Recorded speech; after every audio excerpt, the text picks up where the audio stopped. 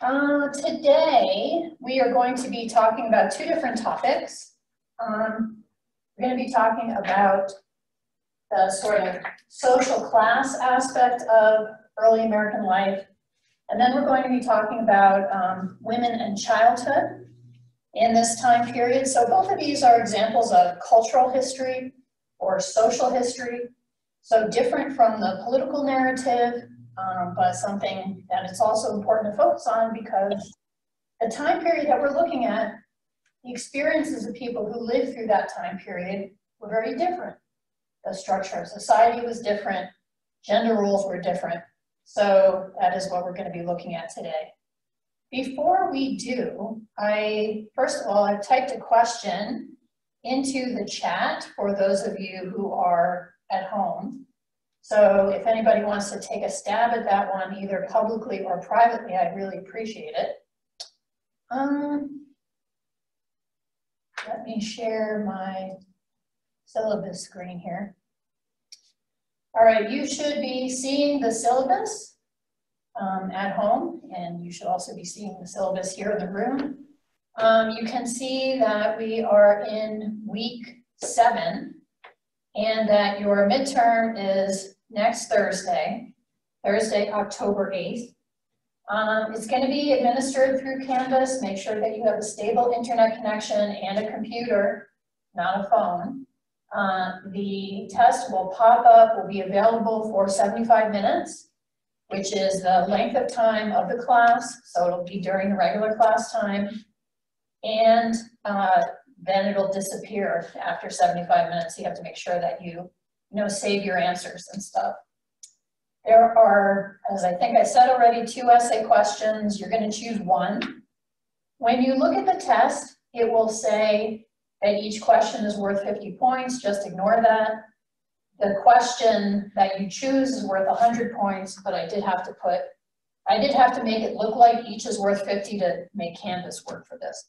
So just ignore that, answer one of the essay questions. There are 5 documents, and then you can use whatever knowledge you have, plus your notes from class, the book if you want. Don't Google stuff on the internet, that's not gonna help you. And you write an essay, and that is the midterm. So, any questions about that?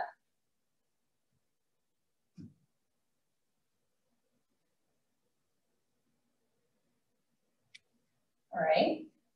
You also have this week, in addition to week 7 discussion, which is due on Sunday, you have your 3rd homework assignment on chapter 4 of Discovering the American Past, which is due Friday at midnight. I have already pulled 6-week grades into Banner. So if you look under midterm grades, you should be able to see that. Unless you have an F in there, you're probably doing fine. The vast majority of people do not have an F, but there's some people that haven't submitted anything, and that is what makes people have a low grade. The 6-week grades are not based on very much. They're just based on a couple homework assignments and your class discussions.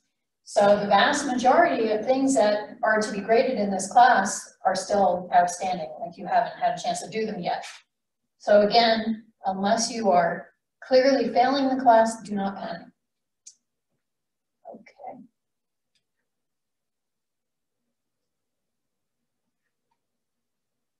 Let me now go to the PowerPoint.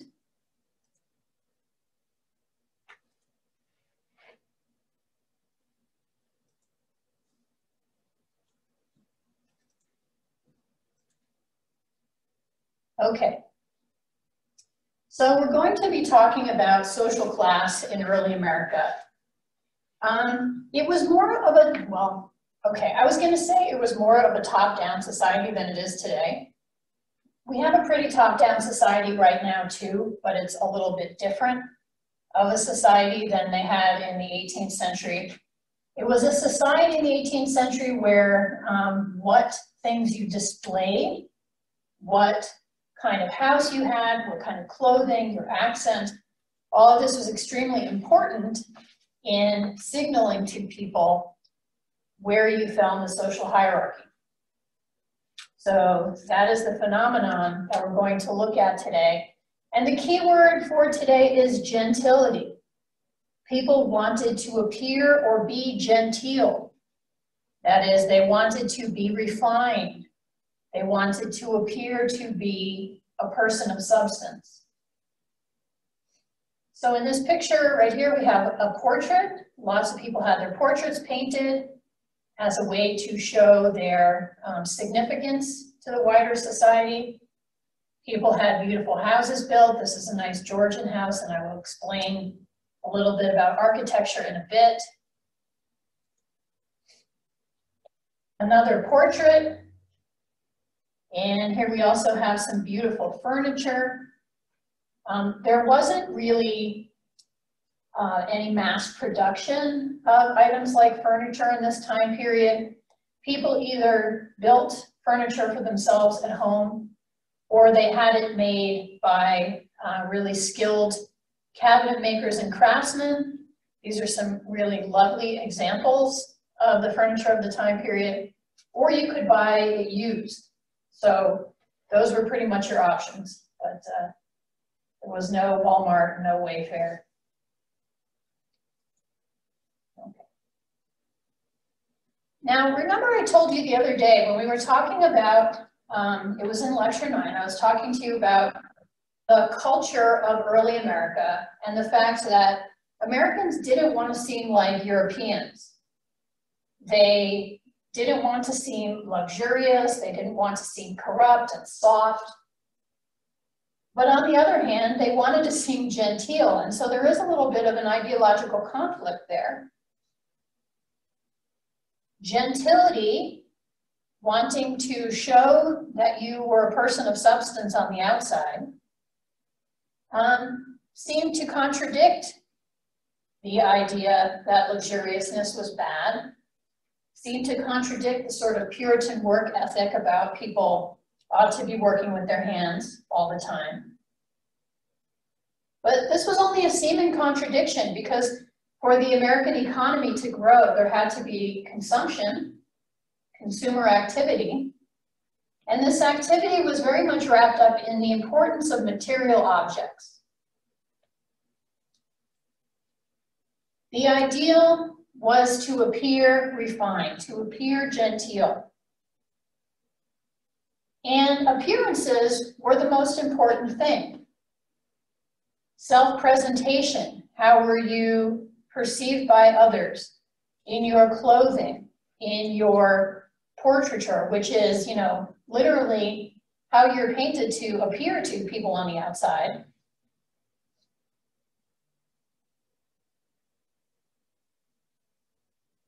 Things like material objects were kind of like props in a play.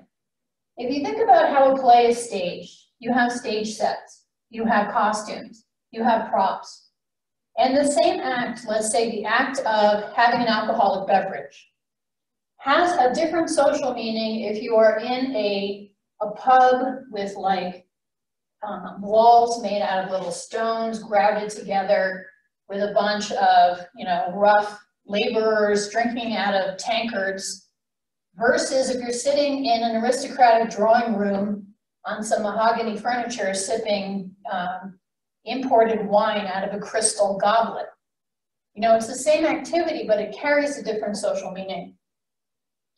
So gentility was important, and how do historians know what people have in this time period? How did anybody come to these conclusions?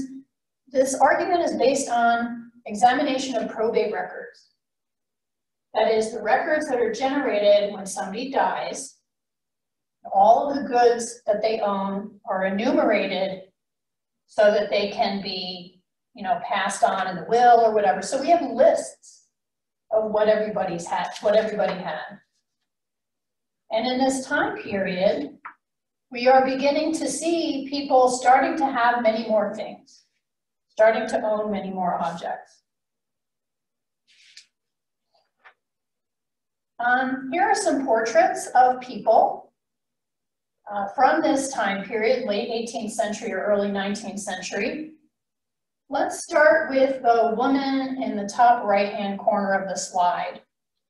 What do you notice about her?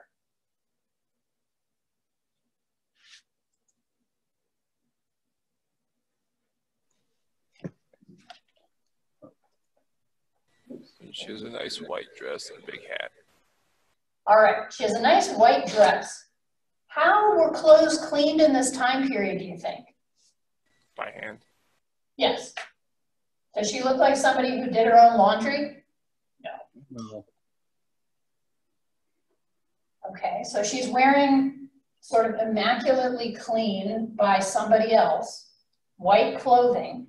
What do you suppose is up with that big hat? Why does she have such a big hat on? Does she could afford it? Okay, partly because she can afford it. I think if I'm correct, back then, like the bigger the hat, the more social status you had, because hats like that were very like elegant and expensive. This is true. And even the men in the time period wore powdered wigs. So you can see the dude in the bottom of the slide is wearing a powdered wig. That is not his real hair. Another thing about that big hat is it keeps the sun off your face. And part of one of the signals of gentility was pale skin.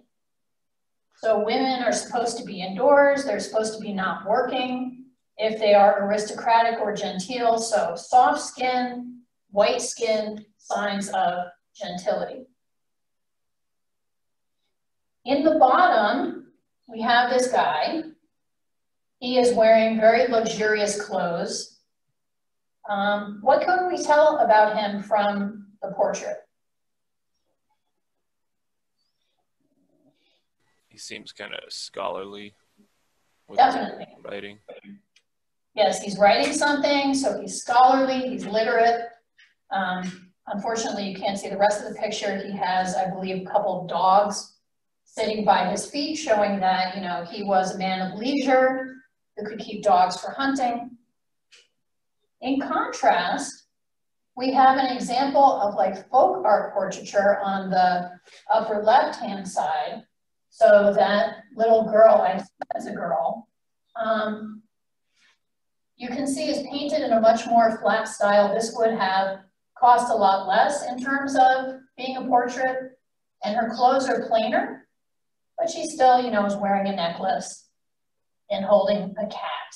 So, we know this family would have had some resources to be able to have their child painted in a portrait.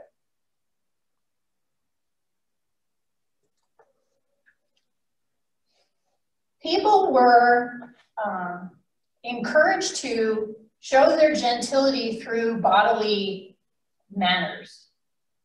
And refinement of manners happens over the course of the 18th century through courtesy books, through books of etiquette or books of how you're supposed to behave. These books had existed for a long time, but they begin to be much more prevalent in the 18th century, preaching things like a hierarchical society in which you should be showing deference to your social superiors and kindness to your social inferiors. That, you should know how to behave around people who are above you on the social ladder and below you. And just these very ideas of people, having different social importance based on their monetary possessions is something that we may think, oh, well, that doesn't seem very in line with the American spirit.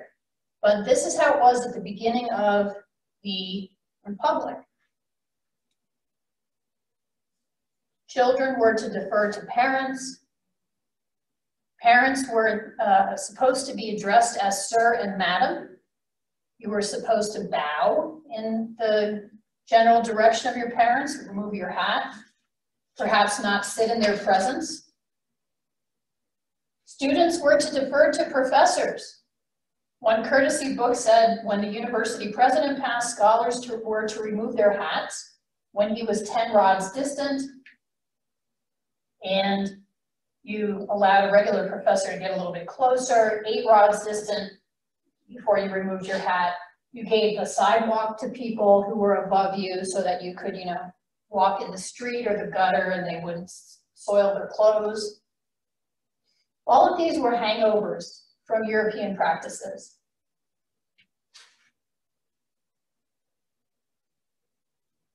Another aspect of this was bodily restraint. The goal, to be genteel, you had to make sure that nobody was made uncomfortable by the fact that you are an embodied human being. So you shouldn't remind anybody of the fact that you have a body by making any body noises or by touching any part of your body that normally is clothed. You also were supposed to kind of keep your body away from other people's bodies. It used to be the case, if you go back a century, that people ate out of common bowls with their fingers very often. Now people have forks and knives of their own. They are not encouraged to wipe their mouths on the tablecloth anymore. People have napkins. See, all of this is beginning to develop, and you can see how it has like a consumer aspect because you have to buy forks and plates and napkins and stuff, but you're also expected to use them to make other people comfortable. Clothing also was a way of encouraging bodily restraint because the clothing of this time period was very, very tight, very constricting. If we just want to jump back and look at the portrait people for a second. Okay, so here's this woman right here. She has a very tiny waist. How do you suppose that was accomplished? The corsets of back then, they had to be so tightened to give them that small waist that Right. in some cases they would pass out.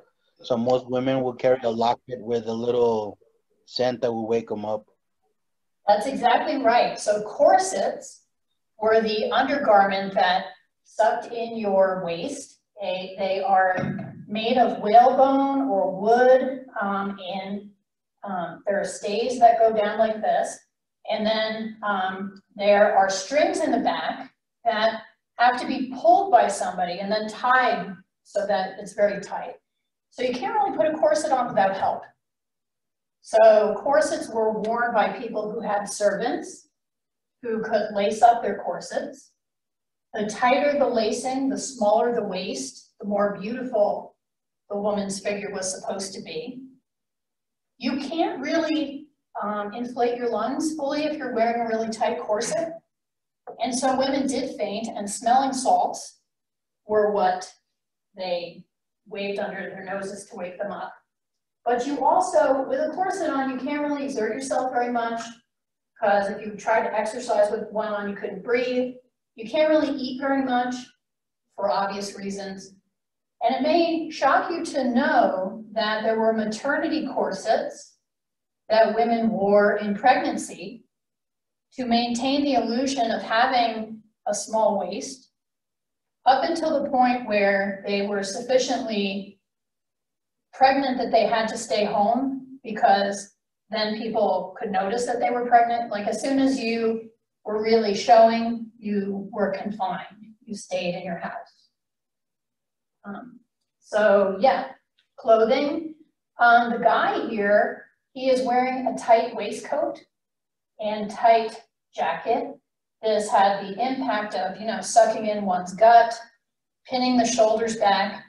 And you can't see the lower half of his body, but he would have been wearing breeches, so not pants that went all the way to the ankle, breeches that went to the knee, and then stockings.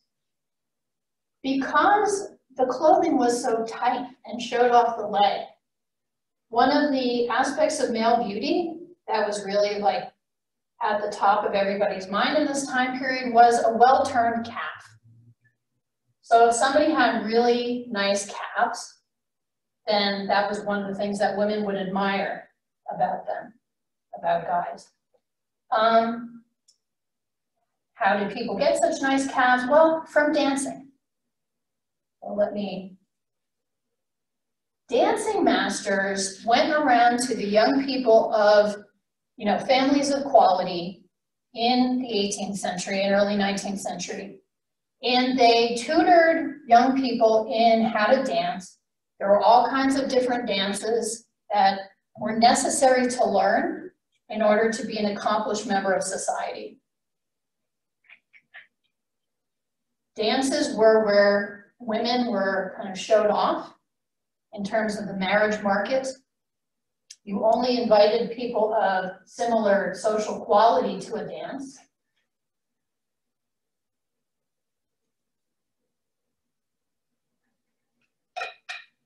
Dancing masters also taught people how to have good posture, how to walk properly. And then refinement manners was not just about bodies, but it was also about behavior. So you were supposed to really have respect for others' feelings. This is in contrast with France at the same time, where sarcasm and wit and good humor were really prized. Americans were known to be much more candid and forthright and maybe not so quick on the draw when it came to humor, but that was what people were taught in the early republic. And then finally, because there wasn't really much to do for fun in this time period if you were a wealthy person, besides interact with other people, you had to be a good conversationalist. You were invited to dinner a lot. You would do a lot of chatting over drinks with people. And so you had to cultivate discrimination. You had to know, okay, what is a good painting? What is a good bottle of wine? Is this meal cooked indifferently or is it delicious? So that's sort of the ability to discriminate in terms of palate and aesthetically. And then sensibility meant the ability to be moved by something that was moving, the ability to have the right emotions. Maybe you've heard of the title of the book, Sense and Sensibility. There, sensibility means emotions. Okay. I'm gonna stop for a sec and say any questions so far, either offline or online? Is there any skeletal, have they looked at skeletal evidence, like the course that's causing dysmorphia to the Yes. body? Ribs get displaced, and sometimes the lower ribs are completely pushed in by corsetry. Any other questions? Go ahead. I'm curious, was all this behavior of, I guess, affluent people or people of a higher status, was this predominant in the New England states or the southern states, or was this across the country as a whole at this time? It was across the country as a whole, but where there was sufficient affluence to make it possible. So for example, in wealthy New England families that gained their wealth from, say, shipping, there were people who could aspire to this kind of lifestyle. And there were a lot of people in the South, a lot of plantation owners and their families who could afford this lifestyle. In contrast, in some place like Pennsylvania, where there were a lot of Quakers, even if they could have sort of aspired to this lifestyle, they didn't because it didn't go with their religious beliefs. Quakers and also Mennonites were known for their dress and their plain furniture and really trying to live more humbly. So, good question. Any other questions, comments?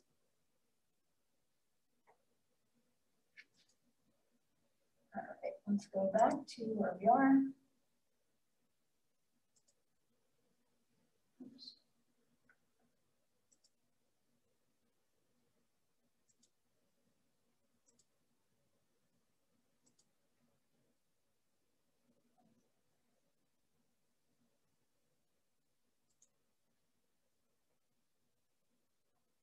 Let me.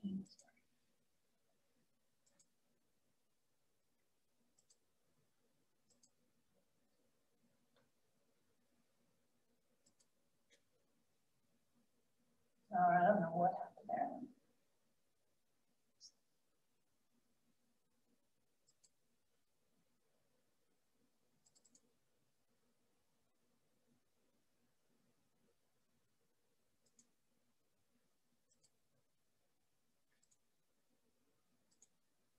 Okay, hopefully you guys can see.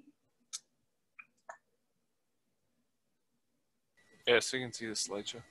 Okay, let me get back to where I was. All right, so in terms of the stage sets for the enaction of gentility, architecture over the course of the 17th and 18th century in America, especially among those who could afford to follow architectural, trends or fashions, becomes more and more elaborate, more and more European in style. The first houses, for example, built in New England, have the common aspect of having one fireplace, because these were hall-centered houses. You walked in, you were immediately in one big room where really most everything took place. Dining, sleeping, cooking, all in that one big room. There was very little privacy. There was not really that much warmth, unless you were close to the hearth. And as you can see, an early English colonial house built of wood, and it's fairly plain. There's not a lot of decoration going on here.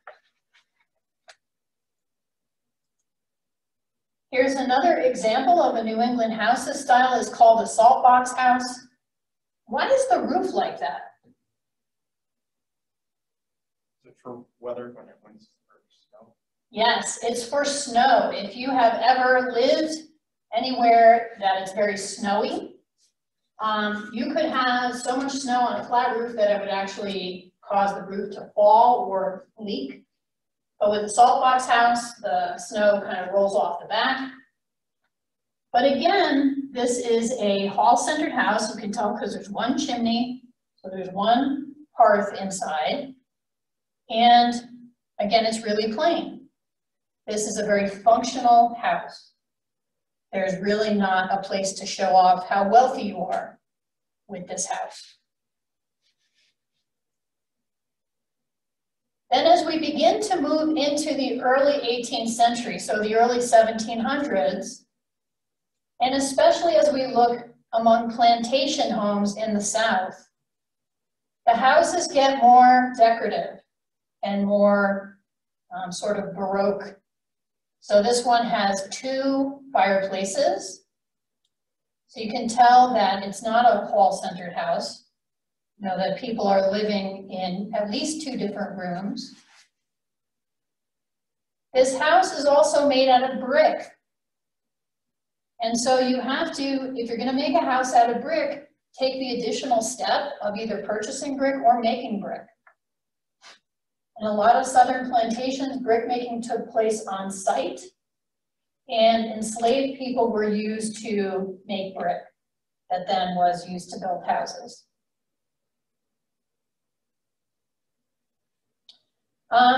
Okay. In addition to having multiple fireplaces, these bigger houses tended to have stairs and parlors. A parlor is a room that you don't need to use. I know this sounds sort of contradictory, but if you've got so much space in your house that you can have a room for special occasions, then you have a lot of space in your house. And the parlor was a room for special occasions, or things like entertaining somebody who was important, or laying out a body before burial so that people could, see the body in the casket, or holding a wedding, because weddings were held at home in this era of American history. We get to the mid-1700s and you get Georgian houses, which are very much larger and more impressive than what I showed you a couple of slides ago. Georgian architecture is identified by its symmetry. So if you were to draw a line, a vertical line, down the middle of this house, you could like fold it in half and it would be symmetrical. This house has two dependencies, little houses on the side of the house that are used for other things. It says that the one on the left-hand side of the slide is a blacksmith shop. And as you will notice, there is a fan light over the door and over the window. So it's starting to be a little bit more decorative and stately. And the rooms inside the house are for different purposes. So you don't just have one big room where everybody's doing everything and tripping over each other. There's a library, there's a dining room, there's a parlor, there's a music room, there's a kitchen. The bedrooms are upstairs. This happened to people yesterday too on Zoom, that there were issues with Zoom. I assume all you Zoom people are still there though, because I see you. Yes. Okay. I have a question. Sure. So about the brick mansions, what was the location of those? Because you said these last ones were Georgian. Georgian doesn't mean, thank you for asking that question. Georgian means in the reign of the King George. It doesn't mean like in Georgia, the state. My bad. So this particular one says Southern Tidewater. That would have been something like Virginia or the Carolinas, close to the water, you know, close to the coastline, as opposed to inland. But Georgian just means this is a mid-Atlantic house, so somewhere in New York perhaps, or Connecticut, or New Jersey. And Georgian just means in the reign of the King Georges. There was a George I, a George II, and a George III. George I came to the throne in 1715. George III dies in the 18 teens. So from 1715 until the end of the century, you have Georgian, because there's king's name George. Here we have an urban house. So showing you how it was that you would have a mansion type thing in a city. This is Charleston, South Carolina. It's a brick home. It has stairs that are meant to be impressive. And you'll see that you enter on the first floor, not on the ground floor, but you know, above the ground floor. And the ground floor would have been for preparing meals, for servants to be working. You also notice that there is a really nice half-round window at the front on the facade. It's got a hipped roof. This is the federal style, so this is a little bit later. Federal means the 1780s to the end of the 19th century. And here's a plantation house that has lots of stuff on it that makes it look like it's trying to be a Greek or a Roman temple. It's got columns, it's got a pediment. You can tell that it has many rooms that are being heated because it's got four chimneys that I can see. There's probably a fifth on the right side that's hidden by the perspective. So again, my point here is that houses are getting more and more decorative because people are getting wealthier, they have more money to spend, and part of what they're spending the money on is establishing to other people how wealthy they are.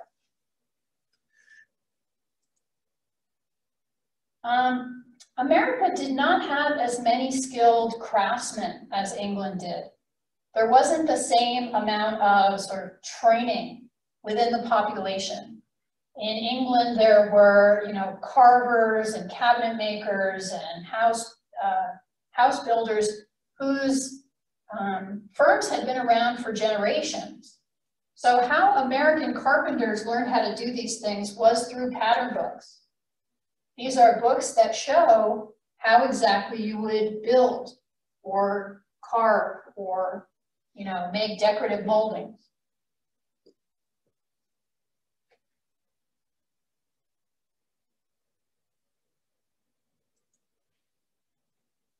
Americans with money also wanted to have gardens like the English did. And in the 18th century, of course, is the 1700s, gardens were very formal and very symmetrical. They might have things like topiary, that is shrubs that are carved into different shapes. They might have mazes where you would walk for exercise.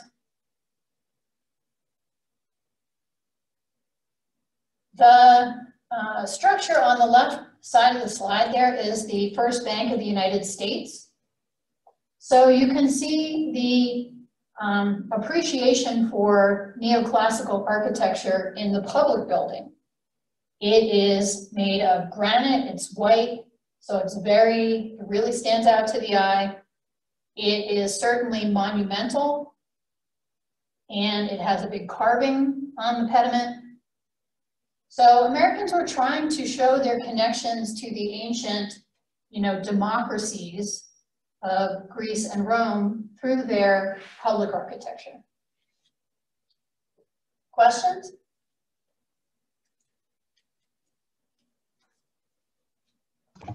Is this just an American thing, or is this just common throughout the rest of the world? It's not really common throughout the rest of the world. The American, aristocratic culture was really taking all of its guidance from English aristocratic culture at the same time. So even as we were breaking away from the monarchy, we were still, understanding that this is how you live life. If you're a wealthy person, you want to have a big house, it should be very impressive. Here is a really big estate house in New England that kind of looks like that First Bank of the United States with its very monumental columns. And stairways, in addition to parlors, were signals of wealth. It didn't matter if your stairs didn't go anywhere interesting or important, because probably people were not going to go up the stairs, but just having a difficult thing to build, like beautiful stairs in your house, was impressive. Is there instances of that, a stairway to nowhere? It just ends up at a wall.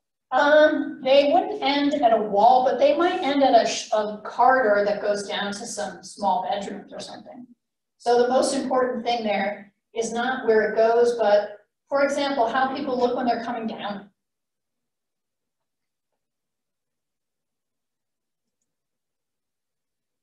Here is Thomas Jefferson's house that he designed. You can see it's neoclassical. It has the sort of the Greek temple thing going on, but also because it was built in Virginia, it's incorporating the local brick. This house was built for him by his enslaved workforce, and he kept changing the plan, so they had to build it and rip it down a million times. But if you look at the layout, it has a lot of different rooms in it. When you come in, I know that oh, it's on the next page, that's why. You come in, there's a portico, and there's a big grand entrance hall. And then you walk in, and there's a very large parlor at the back of the ground floor. So that is where people would have been entertained. But there are also rooms for specific purposes. There's 2 rooms that are a library. There's a guest house. There is a bedroom. There's Jefferson's cabinet, which I feel pretty sure is his bathroom.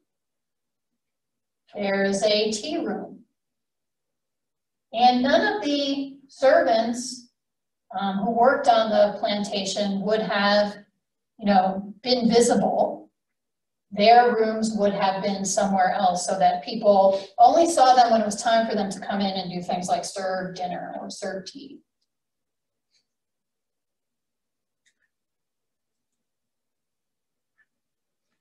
All right. In the 19th century, this consumerism, this materialism, this appreciation for the way in which the things that you own can make you important percolated down to the middle classes. So in the 19th century, people wanted to have their houses look like they were genteel. Religion was one of the things responsible for making people appreciate gentility or gentrification. We're going to talk more about this when I talk about the Second Great Awakening. But the religion of the 19th century placed a lot of emphasis on the family and on sort of good behavior and on the moral superiority of women. And so the home becomes a kind of central focus for all activities. What do you guys think about this parlor? It looks cluttered. Yeah, cluttered. What else? I mean, you can tell there's lots of elegant stuff. Yes. There's a chandelier. There's a lot of bunting everywhere. That cloth that's hanging everywhere as a sort of decoration. There are very heavy curtains. There's carpeting. There is a musical instrument, which is a sign of gentility because women learn how to play. That is one of the ways in which you entertain, is by playing or singing. I would hate personally to live in this kind of environment, but this is what people aspired to. Everybody wanted to have a parlor, and polite culture was also spread through books. Novel reading becomes much more prevalent as people become more literate. People start to write to each other in ways that kind of ape the gentility of the upper classes, to address each other with more formality. And gentility becomes a way for middle class people to kind of differentiate themselves from the poor. Something that when everybody was living in the salt box house with homemade furniture was a little bit harder to claim.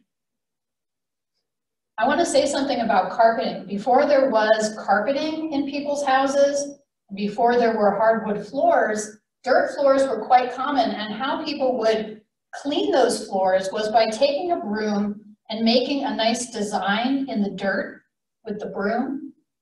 So that was how you would, you know, clean your house. So